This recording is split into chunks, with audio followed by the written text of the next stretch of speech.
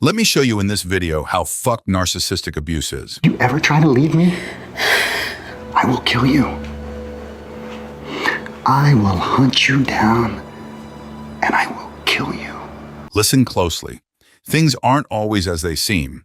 It's like a tangled web where every thread connects to another, weaving a complex pattern of pain and confusion. One surprising link in this web is messiness. Yes, you heard it right. Messiness. You see, after enduring narcissistic abuse, survivors often find themselves surrounded by clutter and chaos. It's like the aftermath of the abuse spills over into their living spaces, leaving behind a messy trail of emotional turmoil. Let's delve into how this connection between narcissistic abuse and messiness reveals just how deeply the scars of abuse can run. Here are 7 revealing connections between narcissistic abuse and messiness. The first connection we will talk about is emotional turmoil, overflowing into physical space. Ever wondered why some folks' living spaces seem to be in perpetual disarray? Well, for those who've endured narcissistic abuse, there's often more to the mess than meets the eye. See, the emotional turmoil they've suffered from doesn't just stay in their heads. It spills over into their physical surroundings too. Picture this: cluttered rooms, chaotic desks, and piles of stuff everywhere. It's like their emotions are seeping out of every corner. And you know what's fascinating? These messy spaces aren't just accidental. They're like mirrors reflecting the chaos within. It's like their minds and hearts are shouting for help, and the clutter is their way of screaming back. Next, control and power dynamics. Hey, have you ever noticed how some people's homes seem to reflect more than just their interior design preferences? Well, for those who've faced narcissistic abuse, there's often a deeper story behind the clutter. Think about it. Narcissistic abusers love to call the shots, right? They thrive on controlling others, making them feel small and powerless. And you know what's interesting? That need for control doesn't stop at their victims' emotions. It extends to their physical surroundings too. Imagine feeling like you're walking on eggshells in your own home, afraid to disturb the chaos your abuser has created.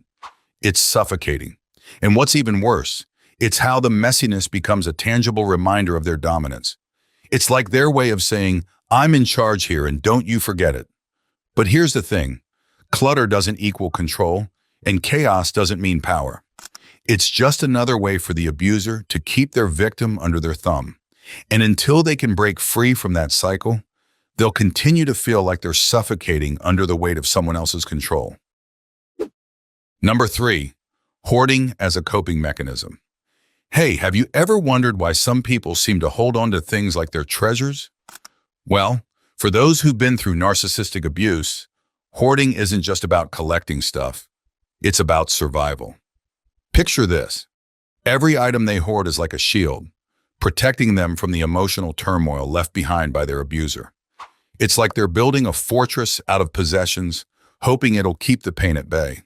And you know what's really heartbreaking? It's that the comfort they find in their clutter is just an illusion. It's like trying to fill a hole in their heart with things that can never truly heal them. But here's the thing. They're not alone, and they're not crazy. Hoarding might seem like a strange coping mechanism, but it's their way of trying to survive in a world that's hurt them.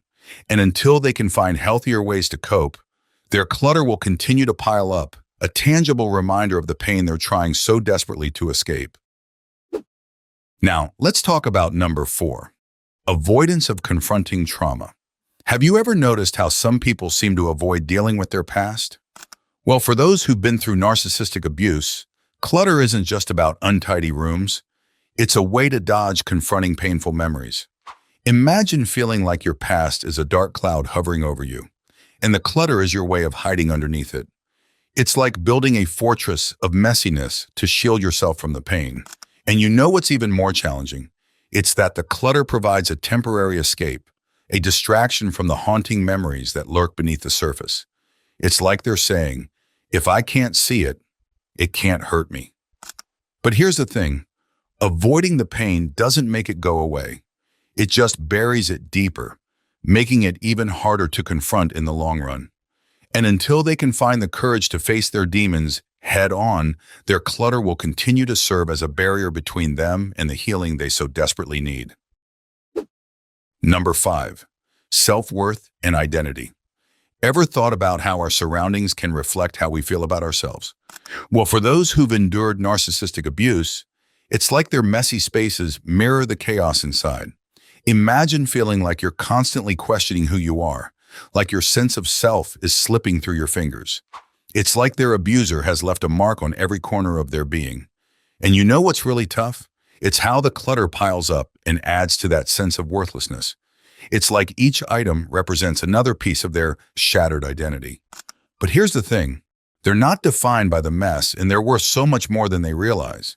It's just a matter of finding the strength to reclaim their sense of self and break free from the chains of their past. Let me know what you feel about this next one. Gaslighting and distorted reality. Have you ever felt like you're questioning your own reality? Well, for those who've faced narcissistic abuse, it's like living in a funhouse of mirrors where nothing is as it seems.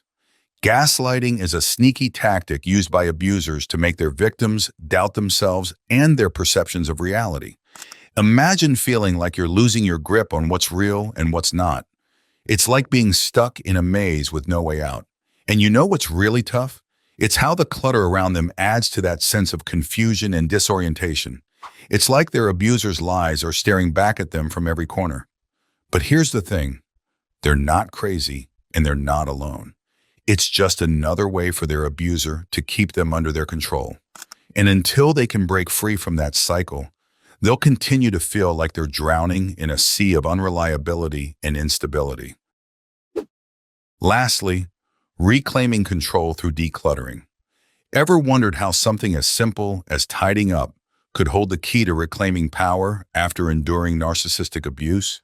Well, amidst the cluttered chaos of a survivor's living space lies a profound journey of empowerment waiting to be unveiled. Imagine this, sorting through the scattered remnants of their past. Survivors embark on a transformative process of decluttering and organizing.